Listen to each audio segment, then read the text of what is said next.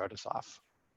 Yes. Hi, everyone. Welcome to our session on hunger-free LGBTQ communities. My name is Will Thomas. I'm the Director of Government Relations and Public Funding at Food and Friends here in Washington, D.C., and I use he, him, his pronouns. I'll hand it over to Tyrone and Joey to introduce themselves before we get started as well. Hi, everyone. My name is Tyrone Hanley. I'm Senior Policy Counsel at the National Center for Lesbian Rights, and I use he and him pronouns. Good morning, afternoon, folks, wherever you are. Joey Hernandez, pronouns they, them, theirs, ella, and I'm the Director of Advocacy and Mobilization for the Los Angeles LGBT Center. All right, so while Tyrone's going to start, I would like to say that we hope that this is a very interactive presentation. So at any time, if you have a question or something that you need clarified, put it in the chat box, and we'd love to go ahead and address that either in the substance of our presentation or at the end. But with that, I will hand it over to Tyrone to get us started. Oh, and both Tyrone and Joey, let me know when to advance the slides, and I will do it for you. Thank you, Will. So again, my name is Tyrone, and I apologize for any Outlook notification noise. I don't know how to turn that off, but anyway, it's fine. I just want to share a little bit more of who I am, and then also give an overview of what we're going to be speaking about today. And so today we're going to talk about what does food insecurity look like for the LGBTQ community, then also look at some policy solutions to address food insecurity in the community, and then specifically what are some ways LGBTQ communities are addressing food insecurity and hunger. So a little bit more about myself. I actually was raised by a Black lesbian mother who is a low-wage worker. So I experienced firsthand the harshness of growing up in poverty, and it was terrifying. By the time we were old enough to go to school, my mother worked full time and sometimes worked more than one job. Despite her job, she still couldn't afford to cover the basics in life. So we relied on the social safety net programs like public housing, cash assistance, food stamps, and Medicaid. And I do recall trips to the food pantry. So for me, this work is deeply personal. So now I'm going to talk get a little overview about the experience of that LGBT people have with food insecurity. And Will, you can go to the next slide. Thank you. So despite the stereotypes, LGBTQ people are living in poverty. In fact, we are more likely to live in poverty and be food insecure and be on SNAP than the non-LGBTQ community. So this means that if you are serving poor people, you are serving LGBTQ people. So while we have generally higher rates of poverty and food insecurity, the pain is not spread evenly throughout the LGBTQ community.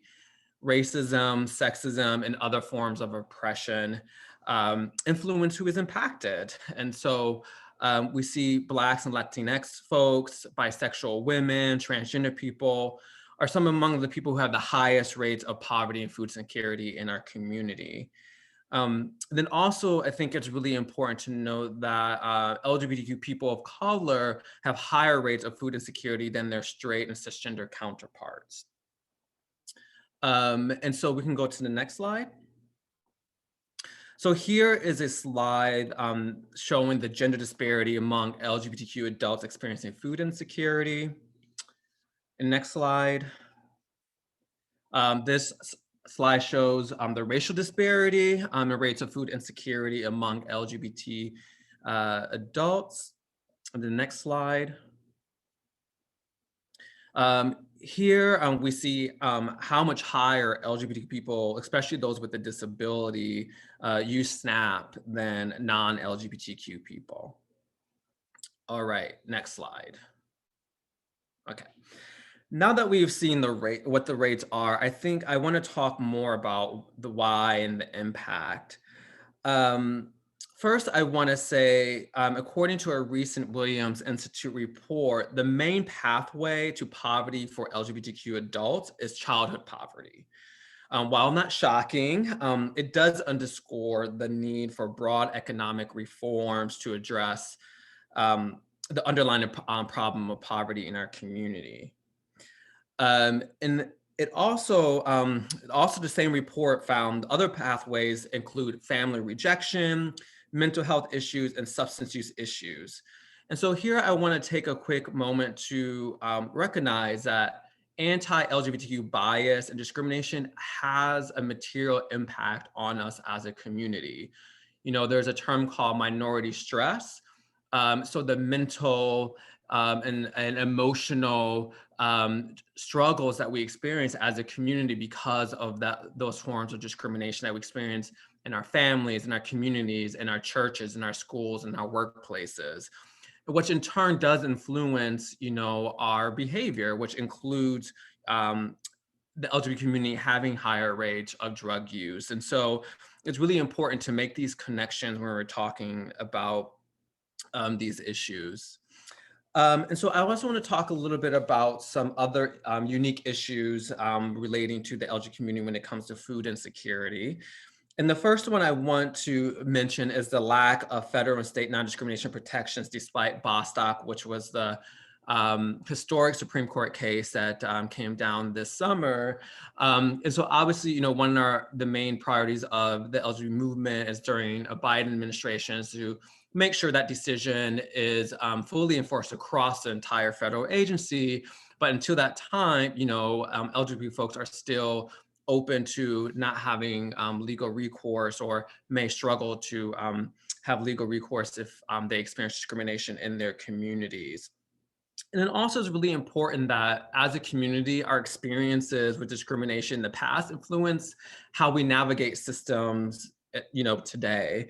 So LGBT people fear being discriminated against, you know, because we've had that experience, we've had negative experience. And so it makes sense that as we continue navigating life that we are afraid it's going to happen again. And it's humiliating, and it makes us a more vulnerable situation even worse. And so when you have low income LGBT people, you know, navigating the social safety net system, you're in a very vulnerable place, right? Like people can use your identity as LGBTQ to mistreat you, and that can be really scary and put you in a worse situation than you were initially. And also I wanna say that the lack of job security, particularly with transgender folks, means that many of us in our community do have to seek money by navigating the underground economy. And so you do have a number of LGBT people, particularly trans folks, particularly more specifically trans women of color, who do engage in sex work in order to survive. And so it really is a situation where people basically have to choose, you know, their livelihoods and, you know, go into like an industry such as sex work. And so it's important, again, to make that connection. Another really important issue that folks may not think about is the impact of not having a state issue ID that corresponds with your gender identity. So obviously this is being an issue for non-binary folks and trans folks. And so sometimes that means you may be able to access programs or services, or it may mean that it may make it harder, or that means that you have, you know, a staff person who looks at your ID and then looks at you and starts, you know, treating you differently. And so it's a very vulnerable situation. And so that is why one of the priorities when it comes to policy is ensuring that people can change their gender marker on the IDs easier, and that they don't have to go through a bunch of hoops, which really does impact low income folks because sometimes it takes money and then notification requirements, et cetera, et cetera. And so that's the reason why that is a priority. And then also, I just want to mention that within our community, that there are specific nutritional needs of folks like transgender folks who are undergoing hormone therapy, and of course, those living with HIV. And so those are some specific considerations that when you're thinking about meeting the needs of food insecure folks within the LGBT community, that folks should really be thinking about.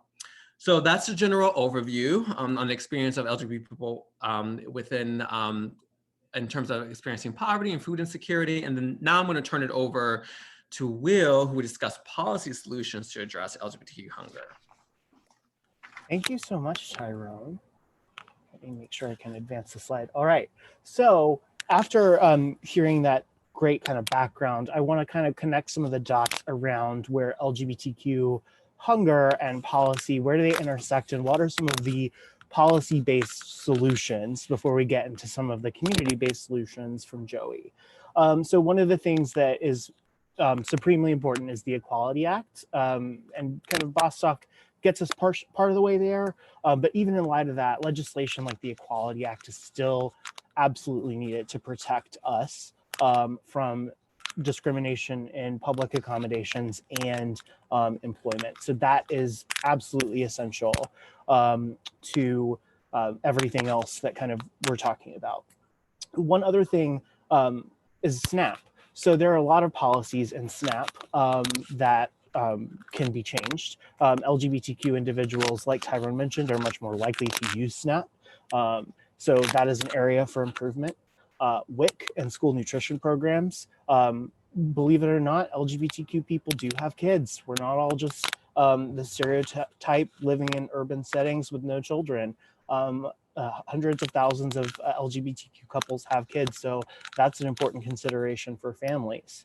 Tfap, an emergency food assistance. If let's say you're a transgender person who was once rejected by a church, like those adverse childhood experiences that Tyrone was talking about, if that's a setting, even if it's the most welcoming church in the world, you might not feel comfortable going there. And if that's the only food pantry in your town, then that's not really an option for you. Older Americans Act programs, which are kind of hard to get into anyway, and are inadequately funded, don't always have the resources to target LGBTQ older adults. LGBTQ older adults often face stigma in long-term care settings where they have to go back into the closet, which is really reprehensible. They also face, higher levels of poverty. So those are things to consider. And then also protecting healthcare programs. That includes Medicare and Medicaid, but also the Ryan White Care Act. The Ryan White Care Act is the payer of last resort and care for people living with HIV, regardless of immigration status in this country. So it is a way for people with HIV to get healthcare regardless of other kind of insurance statuses. It's actually also a nutrition program. Many people don't know that, but it's one of the few integrated healthcare and nutrition delivery programs in the entire federal government. So those are very important for not only people living with HIV, but also LGBTQ individuals living with disabilities, Medicare and Medicaid in particular. And then also we have to think about the healthier food environment. So that's, thinking about the outdated term that I hate is food deserts, but everyone still uses it. And I don't have a better term for that right now, so just bear with me.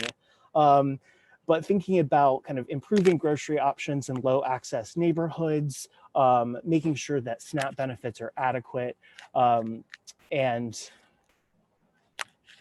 sorry, I just heard that I have some static. Is that better now? Okay. And so those kind of things also come into play. It's not just food insecurity, it's also the quality of people's diets and the food that they have access to that kind of hangs over all of this.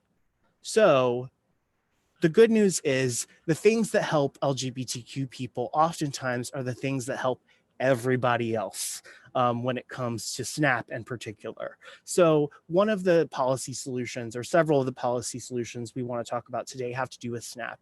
And so we need to make SNAP more accessible and increase benefit levels while working to improve the nutritional outcomes and food environments for low-income Americans. So the first off, increase SNAP benefits to the low-cost food plan from the thrifty food plan. Yes, food apartheid is a great term. Getting and keeping SNAP easier in ways that also reduce stigma and adverse events. The good news is that a lot of this has happened in light of COVID. So this includes things like online applications, interview waivers and phone interviews, and online recertification. These have been proven to actually improve participation and reduce churn, which is the number of people getting off of benefits for older adults and pilots such as the Elderly Simplified Application Program. And in light of COVID, we're seeing most states adopt things like this. Now, you might be asking, well, if it's just good for everybody, why is it especially good for LGBTQ people? Well, like Tyrone mentioned, a lot of times when you're applying in paper, that's a lot of difficulty. It takes a lot of time. You have to have a printer, you have to go to the library to get a printer, et cetera, et cetera. If you're in an in-person interview and someone misgenders you, if your ID doesn't match your gender identity, that's an opportunity to have an adverse event that might lead you to say, you know what, I'm not into this process. This is more nonsense that I don't want to deal with. So, keep your money. I'll deal with something else. So there are lots of ways that lots of policies like those that specifically, help LGBTQ people, but also help everybody. And also providing and mandating states to provide the option to apply with gender neutral markers. So, I don't think any states actually currently allow people to apply for public benefits using a gender neutral marker, but someone can correct me if I'm wrong. But that would be a huge help for people trying to apply to benefits. And then also funding more interventions such as GusSNP, which are healthy food incentives, online purchasing, which is actually rolling out more seriously because of COVID, and then things like Healthy Food Financing Initiative, which can address what I will now call food apartheid, thanks to whoever chatted me that, so thank you. Another thing to consider is also, even though these have been knocked down in court, are things like time limits and work requirements on SNAP. So for example, let's take Tyrone's example from earlier. If you're a transgender person and the only place that you can get work is sex work, well then you can't necessarily report that. That work, which is illegal and criminalized in many places. You can't report that work to the SNAP office for your work requirement, and you can't find work somewhere else necessarily. So it's a trap for a lot of people, especially with other kind of work requirements being rolled out to Medicaid, like we mentioned earlier. Those are very dangerous to LGBTQ people in particular, since they don't have protections in the workforce and are often turned to alternate workforces. I don't want to say underground, but I think you all get my point. One other thing that would be great is mandating cultural humility and competency training for Tfap providers. Like I mentioned, a lot of Tfap providers are people of faith. As one of them, I definitely want to give them all the benefit of the doubt of what they're doing is, coming out of the best intentions, but sometimes because of the environment, it's not necessarily actively affirming.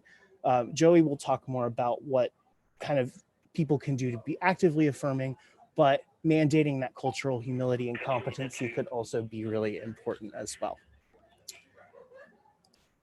Some other policies that could improve access for LGBTQ people are expanding access to school nutrition programs and maintaining COVID-related flexibilities. So there was a question earlier that we'll answer more in depth about PEBT, that, making sure that those flexibilities stay in place throughout COVID, but also taking those flexibilities and working us towards more universal meals. That will benefit all families, but especially LGBTQ families. Another thing is adding LGBTQ people and people living with HIV to the Older Americans Act Greatest Social Need Targeting language. And this is a state or a federal option. DC, where Tyrone and I live, recently added LGBTQ older adults and people living with HIV to the Greatest Social Need Targeting language in the administration of our Older Americans Act programs. California, Massachusetts, and Illinois have similar things. So that is an option that would help improve service delivery of Older Americans Act programs, which include congregate meals, Meals on Wheels, transportation, and other home and community-based services for that population. So that is something that if you want to do it at the state level, you can do it, or we can do it at the federal level as well, the next OAA reauth. Another thing is to protect and increase funding for the Ryan White Care Act nutrition programs, such as medical nutrition therapy and medically tailored meals. Where I work, Food and Friends, was started in 1988 as a response to the AIDS crisis specifically. And even though we don't just serve people living with HIV anymore, we serve people with a wider array of serious illnesses. There's a lot of there are a lot of downsides for people living with HIV who experience food insecurity, in particular around retention and care, which is making sure that they're at the doctor and making sure that they can reach an undetectable viral load, which is basically saying that they can't transmit HIV to anyone else through sex. So funding those programs and making sure that they're protected and that structure is protected is very important to providers like us, but also to LGBTQ people at large. Another thing is protecting Medicaid and Medicare. So many LGBTQ people, especially those with HIV and especially those who are low income, get their healthcare through Medicaid and Medicare. So some of the ways to address food insecurity into those programs, first off, we have to make sure that people who are eligible for Medicaid and Medicare, whether through their age or their disability or through their income, can get access to it and maintaining that. So that means fighting things like work requirements and time limits, and protecting the structure of those programs. It also means, making sure that Medicaid expands in places that it hasn't yet. Another thing is expanding opportunities to address social determinants and social risk factors within Medicare and Medicaid. So one bill that the Food is Medicine Coalition, which Food and Friends and I are involved in, is HR 6774, which would fund medically tailored meals within traditional Medicare. For those of you who have ever watched TV in the middle of the day, you've probably seen Medicare Advantage ads about how they will pay for home delivered meals. And so this bill would establish a pilot for traditional Medicare, the Medicare that everybody gets when they turn 65, to pay for services like that and measure the outcomes. So that is something that is also important to expanding access. And then another big part of another big policy that would help this is funding research at the nexus of nutrition, health, and health equity in particular. There are a lot of gaps in federal research around LGBTQ populations in particular. One of them being, LGBTQ people aren't measured necessarily in the current population survey unless they're in a same-sex partnership and they live with that same-sex partner. So having some of that data would be extremely important to making sure that we know where the health inequities are and how to address them. There's always, more room to grow about nutrition research. I think that could be a whole other, probably 2 to 3 hour presentation, or like a degree program if you want to dive into that. But there's a lot that can be improved about federally and other funded nutrition, health, and health equity research, and looking at that through an LGBTQ lens. Also, nutrition and HIV is another spot where there can be more research, and that is something that we in the Food is Medicine world have actively pursued, but a lot of other folks are interested in that too. So with that, I think that we are on to Joey. Great, thank you, Will. So I'm going to talk a little bit about both the Los Angeles LGBT Center as a case study and also just best practices around being able to address food insecurity and hunger within the LGBT community. And so a variety of different things, especially connected to the policy solutions that Will mentioned, ensuring that LGBTQ people experiencing food insecurity have safe and supportive places to go. And we'll talk a little bit more about that from the perspective of the center. Increasing access to nutritionally and culturally healthy food programs. So a lot of what we'll be talking about is the juxtaposition between population-specific services and also universal access. When we talk about universal access, that does not necessarily mean that it is universal implementation. We know that population-specific services are necessary to meet the needs of individual populations, and the LGBT community is no stranger to that. And even specifically in all of the various different subpopulations that we've mentioned so far, whether it's seniors, people living with HIV, young people, childhood poverty, et cetera. There are a vast number of different ways to be able to address these. And then, of course, when we are talking about the social safety net and food insecurity, we can't also forget that there needs to be wraparound services that connect them to the other types of services that they need, including financial assistance. And so this is really critical in thinking about both the network of resources within a local community that can also be population specific, or if you're able to actually provide them yourselves in one agency. We have seen that in a best case scenario, integrated services with wraparound opportunities within the same organization tend to be the most effective when being able to focus on client retention. And then supports for LGBTQ older adults experiencing homelessness. I mean, we can continue to go through the litany of different subpopulations that need specific call outs. But when we're talking about supports for LGBTQ older adults, this is often the intersection of a variety of different things, whether it's a lifetime of compounding harassment and discrimination, which leads to a lack of access to services, whether it is actually the ability to access LGBTQ specific services in an area, to have an area Department of Aging focus on this particularly, whether it's financial assistance and the risk to homelessness or food insecurity, generally speaking, the list can go on and on. And so this is a particular intersection, mostly which we see around disability access and older adults in combination with food insecurity. But I'll talk a little bit more about that around our senior drop-in center. And then, of course, just mobility access for those experiencing disabilities in sort of the broadest definition of the term, whether that's actually mobility and being able to access things within a service provider or getting to a service provider. Both of those things can be very detrimental to folks experiencing disabilities, and particularly seniors as well. Will, do you mind going to the next slide? So to give it a little bit of context, the Los Angeles LGBT Center is the world's largest provider of services to the LGBT community in the world. We were established in 1969. We currently have over 800 staff. And so when we think about the community of service providers that focus on LGBT work, we're not necessarily the norm. And so when we talk about a lot of these different pieces and wraparound services and the connection to different pieces, we have an incredible privilege of being able to do that in-house.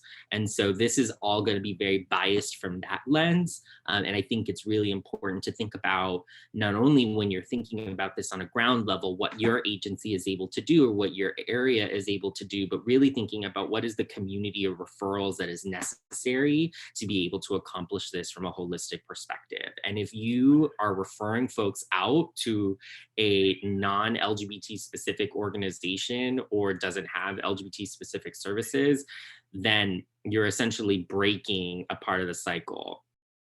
And so for us, when we talk about wraparound services specific to around the food insecurity pieces, we have a youth drop-in center where we see up to 100 young people experiencing homelessness every single day, with 3 to 4 new members every single day. And this is not necessarily surprising when we know that 40% of young people experiencing homelessness identify as LGBTQ youth. And so because of that, we also strive to rise to the need, and we have 125 units for young people experiencing homelessness at a variety of different housing options, whether that's emergency overnight shelter all the way up to rapid rehousing. And we are currently opening up this last 25 units of micro apartments for our young people, which we're really excited for. And then we also have a senior drop-in center, which is specific for folks experiencing homelessness. And this is one of the pride and joys of the center that I really focus on, because it's so incredibly thoughtful and holistic in the scenario of how do we actually navigate through the journey of the experience of an older person experiencing homelessness and probably a disability and definitely food insecurity. So one of the access pieces is we actually have a senior center with raised tables to make sure that electronic wheelchairs are able to roll up to the tables so that they can eat the meals that we're able to provide for them. In addition to just like, excuse my language, but just like a fuck ton of electrical outlets so that people can plug stuff in, including cell phones and their wheelchairs. And then we currently have 100 units of affordable housing for seniors, and we're in the process of actually leasing up our new building, which will have our additional 100, which will total to the 200. And so and one of the things that is really incredible about what we've been able to do in our new campus, and I'll talk about that in just a second, is the integration of all of the services. The senior center, the senior drop-in center is actually connected to the affordable housing units so that they can be an integration and a physical wraparound services. Although we do need to talk about this in the context of COVID, which we'll get to in a second. And then of course, as the components that both Will and Tyrone spoke to around access to HIV care and just healthcare in general. We also operate a federally qualified health center and specialized care, whether it's specific to trans folks, LGBTQ, lesbian, bi, and queer women, and a variety of different other specialties that we provide in addition to primary care. And then specific to homelessness, we do provide integrated education, employment, and positive identity development programs, both for youth and seniors. And we'll talk about this intergenerational model that also comes up as we start to implement this. And this is really, really tied into the physical infrastructure of how we're able to execute this. And so it's not just the programs, it's not just the training, it's not just the people, it's also the physical location too. Next slide, please, Will. So these are just a couple of pictures of our new Anita Mae Rosenstein campus, which we opened up last year. This is the new headquarters and is the largest and only LGBT campus in the entire world. And so this middle picture, to the left of this, we have our senior drop-in center, and then we have the affordable units behind it. So those are actually physically connected. And then inside this middle picture is our youth drop-in center, which is connected to 100 units for young people experiencing homelessness and the micro units just across the street. So this is our integrative model of being able to focus on folks experiencing homelessness, specifically through a food insecurity lens and also an intergenerational collaboration lens. So in the middle of this building is actually a commercial grade kitchen designed by our board chair, Susan Finnegar, who you can catch on like a ton of Bravo TV food channels or food shows. We were able to create a culinary arts program where both youth and seniors were able to come into the same space, engage in a workforce development program that teaches them the culinary arts field within a six-week apprenticeship, and then places them in the culinary arts field to be able to do that. So we now have young people and seniors who are coming in to receive 3 meals a day because of food insecurity, and now are able to actually cook nutritious food for current members, which is really exciting. And so we are really focused on integrating other social safety net programs to actually addressing food insecurity from a specific food lens. And then one thing that I'm actually really excited about and has already had a really great kickoff even during COVID is the Liberation Coffee House. So we've opened up a coffee house that provides, it's a social enterprise that actually provides coffee, cafe type food, grab and go stuff, and all of it, the entire coffee house is staffed by our culinary arts program graduates. And so we have integrated workforce development programs into both teaching people about food and also decreasing food insecurity. But all of this is really important to note that COVID has really, really changed how we have had to approach this. Will, do you mind going to the next slide, please? So we've had to get creative. We've actually had to physically move our youth drop-in center to a different site across the street that is in an open courtyard, because one of the things that is, as I've mentioned around integration, is we wanted to be able to have the drop-in center, the services, the food, and the residential area all connected, which is great when you're not in a global pandemic. And so in this current situation, we've actually had to physically separate those in order to decrease the possibility of transmission of COVID-19.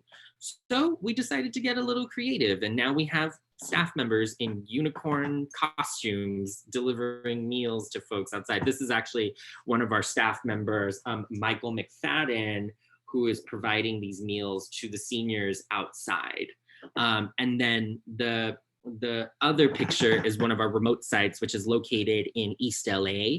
And so being able to provide, again, more population-specific services to LGBT folks experiencing food insecurity in order, and even specifically in a geographic area that is tailored to Latinx LGBTQ individuals. And so both of these are really thinking about food insecurity for the LGBTQ population, both on the geographic lens, but then also from a subpopulation specific lens.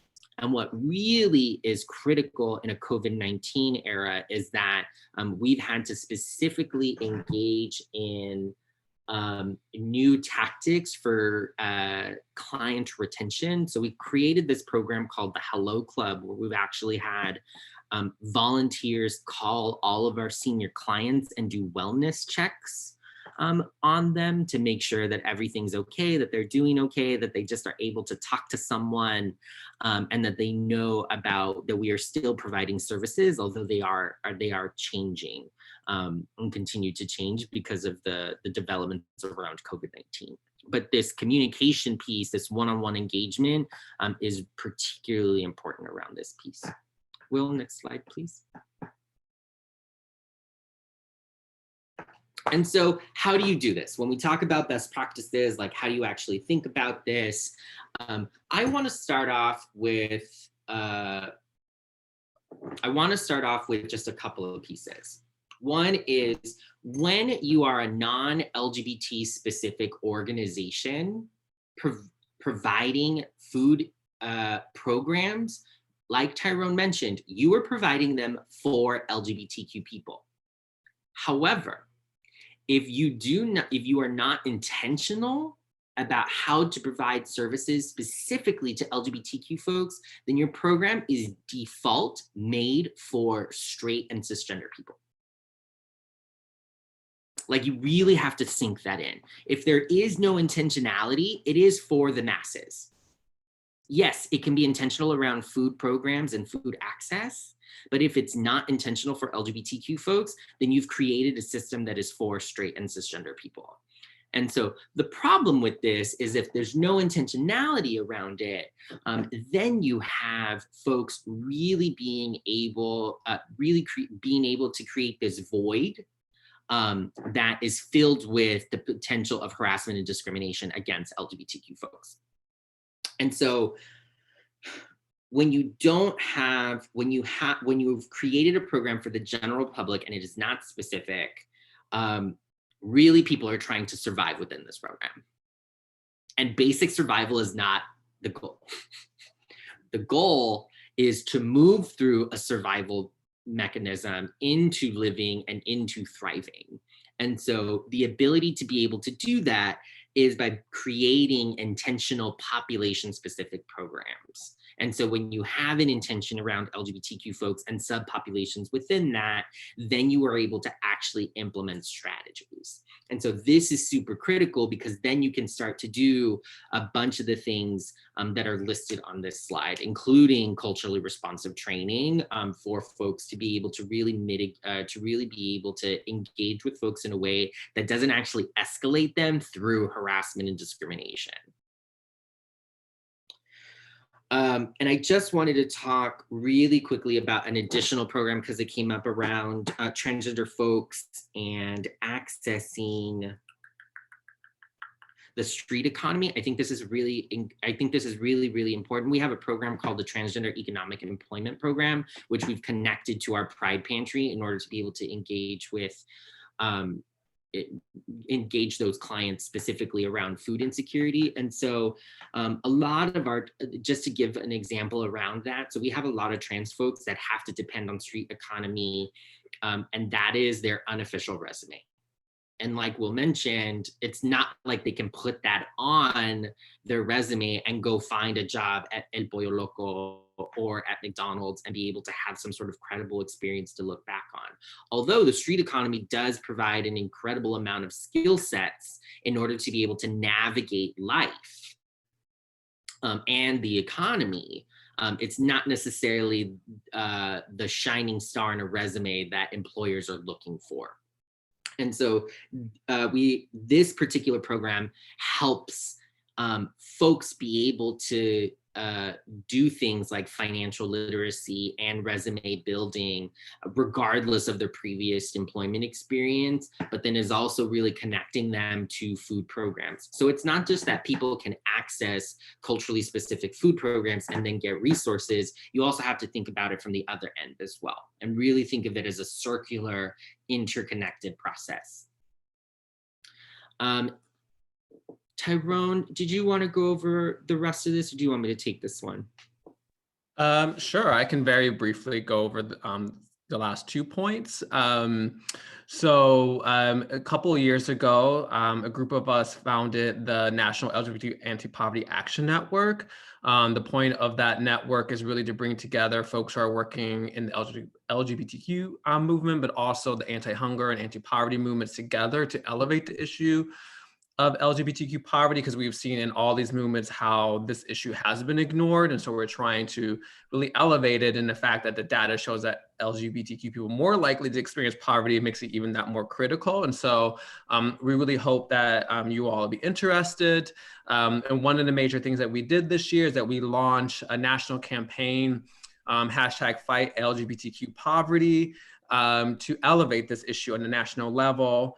And so one of our goals will be in the now Biden administration is to make sure that administration is really taking a critical look and doing whatever it can to address these issues within the administration. And so please share that network, and you can see our 2 pages that summarizes the priorities that we are submitting to the administration. And then if you want to join the network, my email is listed on the slide, thanley@nclrights.org, and we would love to have you. Thank you.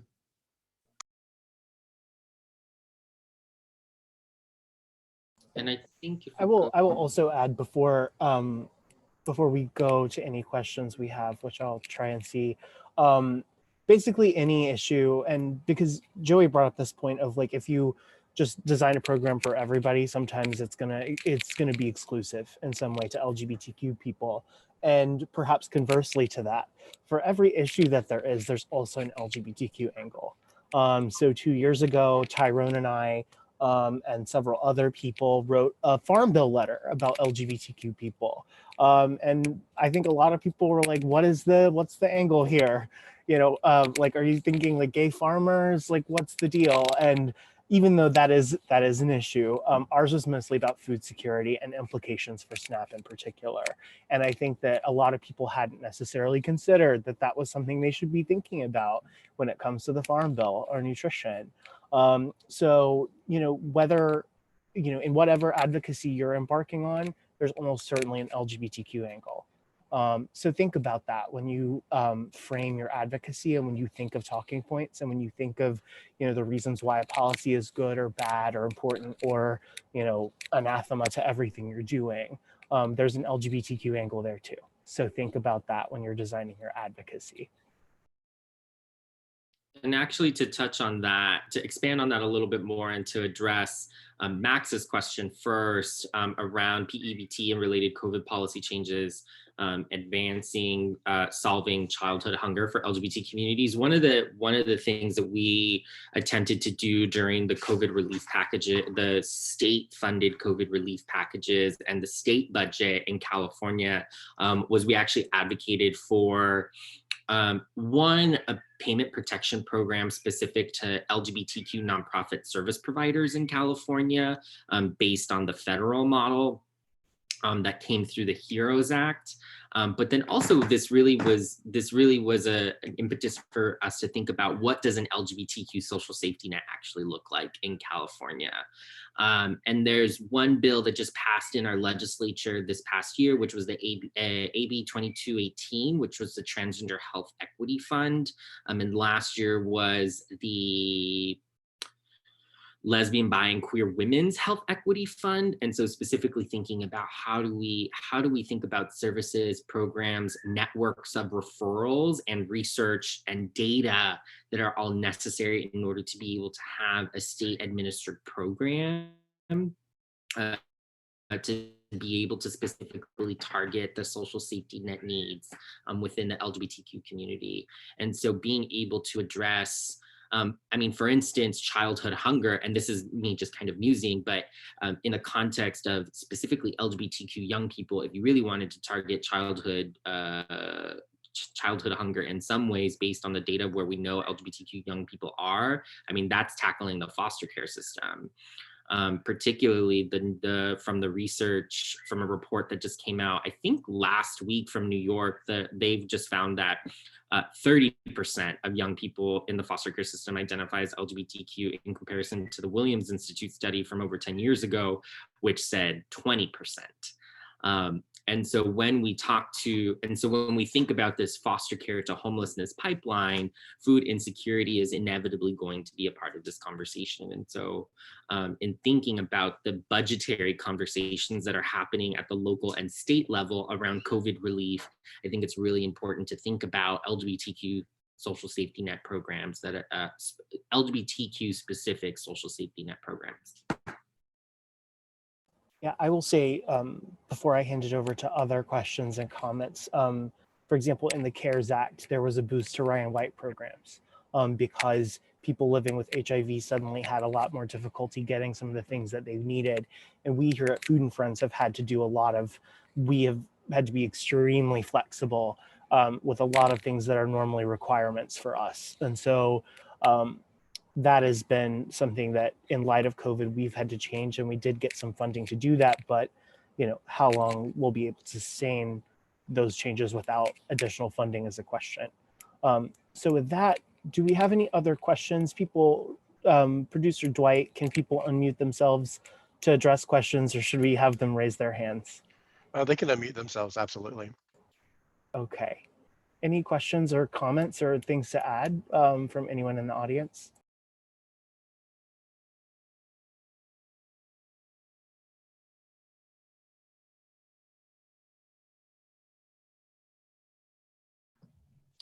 Hey. Oh, sorry, I hope I didn't just interrupt somebody. My name's Josh. I'm tuning in from the College of Charleston, and we have some students in this session who are looking to develop a project in the spring to combat food insecurity in the Charleston area. And so I was kind of just curious, you guys have done a wonderful job introducing us to food insecurity in the LGBT community specifically, and some ways to maybe combat those issues. Do you have any advice for college students looking to make change? Well, I think that one great place to start is having, well, first off, is it Go Cougars? Is that correct for the College of Charleston? Okay, I thought I remembered that from a friend who went there. But I think that one of the big barriers for college students in particular, and maybe some of your students are experiencing this firsthand, are barriers to SNAP access for college students. Even full-time college students have a lot of stringent requirements, especially around federal work study, that limit their ability to apply for SNAP. Some states have a lot of flexibility in how they administer that. So that's one great place to start, is doing research about South Carolina's rules around SNAP and college students, and how those might be reformed I think that it's something that could work, especially in a state like South Carolina, because a lot of these students, you know, if they're not in a federal work study, they probably have jobs off campus. So they might have full-time jobs off campus. I know that when I was a graduate student here in DC at GW, you know, I was a full-time student and working more than full-time. And like, even though I wasn't eligible for SNAP, had I been in that position, I wouldn't have been able to get it, even in DC. So I would look into that. There are also a lot of colleges that do food pantries. I know Auburn University has one, George Mason has one.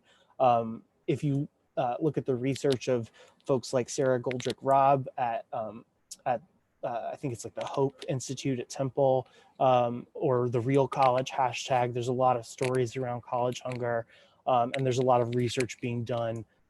So I think that you're picking a great time to get involved in that issue and really learn a lot. And it's a great time to contribute more. So I can't wait to hear what you all do on campus and throughout South Carolina. Thank you so much. That's really helpful.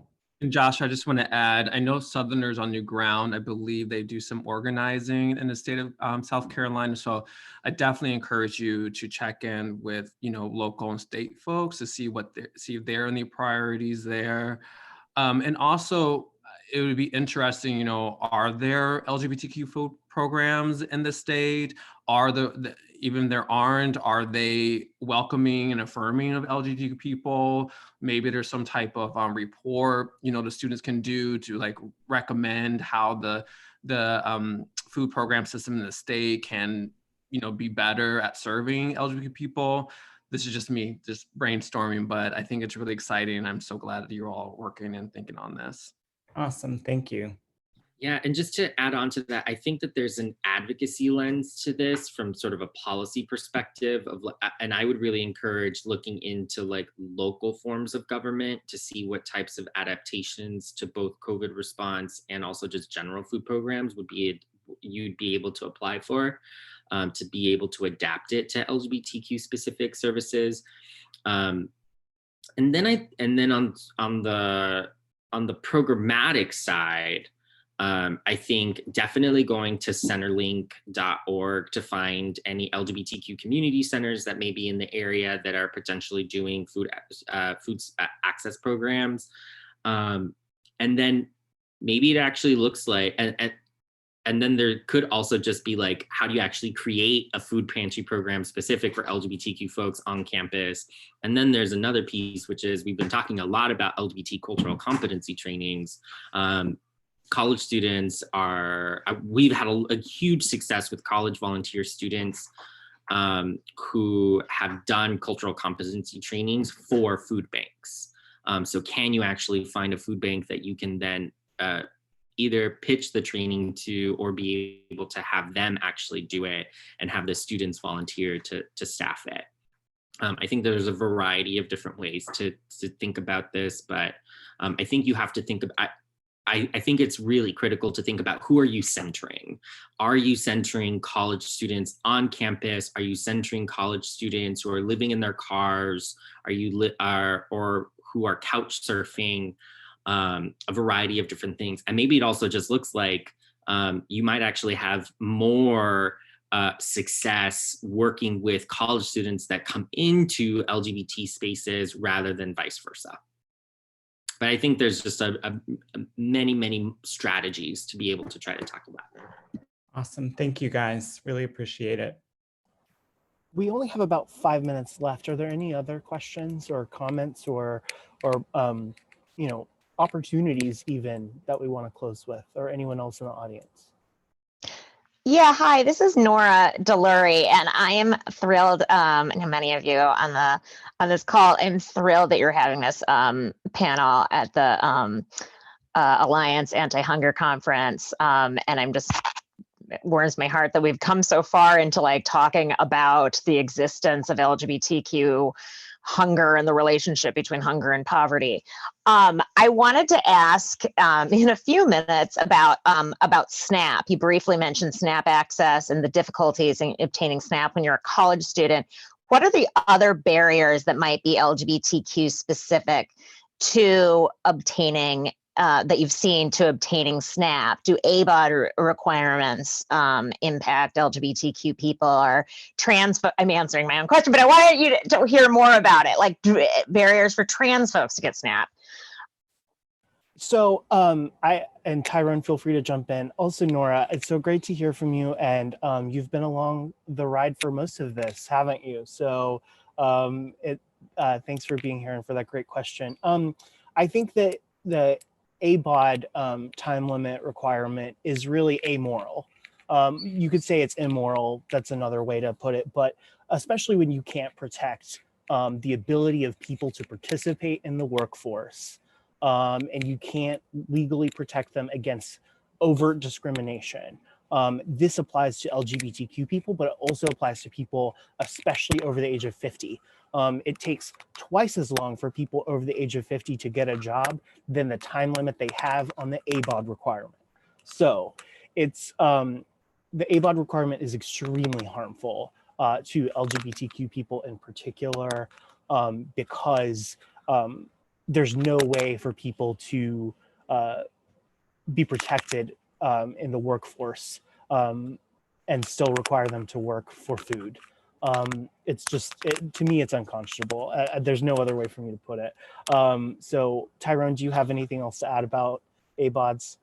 Yeah, and Nora, I'm sure you know this point, but just for other people's consideration, to Will's point, I mean, it is really insidious to put these requirements on folks to access these programs when people can't control the discrimination they experience. You know, here in the District of Columbia, our Office of Human Rights did a report on LGBTQ employment discrimination, and it found nearly 50% of DC employees, so in a very progressive, democratic leaning part of the country, still would have preferred a less qualified cisgender applicant over a transgender applicant. Like, in that type of reality, how can we expect and call on people to have a job and be able to access these programs? It's basically punishing people for experiencing discrimination. And that was one of the main points that we were raising around some of these regulations that the Trump administration was proposing. It was just like, you're literally punishing people for experiencing discrimination. And so definitely, obviously we support, getting rid of these work requirements because, again, they just deny people food and shelter and other basic needs. And Joey, I don't know if you want to add anything. Joey, do you just have one moment? We need to end this session, so can I give you just a couple of seconds? Yeah, look into criminalization of people experiencing homelessness. And criminalization in general. So thank you all. I need to step in and sort of say we're at the end of our session. This is producer Dwight. A huge thank you to all of our speakers today for sharing their experience with us. Please keep the questions and conversations going in Whova. You can access it at any time by clicking View Session from the agenda. Coming up next is a panel discussion focused on how corporations respond to hunger during COVID. Looking forward to seeing you all there. Thank you so much, and have a great rest of your day. Thanks, everybody. Thank you.